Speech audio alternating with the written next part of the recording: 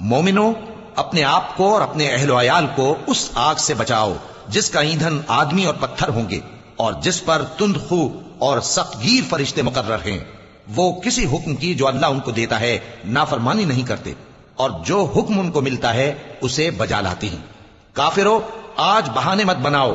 جو عمل تم کیا کرتے تھے انہی کا تم کو بدلہ دیا جائے گا۔ مومنو، اللہ کے آگے صاف دل سے توبہ کرو، امید ہے کہ وہ تمہارے گناہ تم سے دور کر دے گا اور تم کو جنتوں میں جن کے نیچے نہریں بہ رہی ہیں داخل کرے گا۔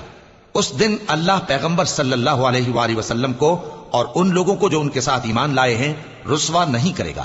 بلکہ ان کا نور ایمان ان کے آگے اور داہنی طرف روشنی کرتا ہوا چل رہا ہوگا، اور وہ اللہ سے التجا کریں گے کہ اے پروردگار، ہمارا نور ہمارے لیے پورا کر اور ہمیں معاف فرما، بے شک اللہ ہر چیز پر قادر ہے۔ اے پیغمبر صلی اللہ علیہ وآلہ وسلم، کافروں اور منافقوں سے جہاد کرو اور ان پر سختی کرو، اور ان کا ٹھکانہ دوزخ ہے اور وہ بہت بری جگہ ہے۔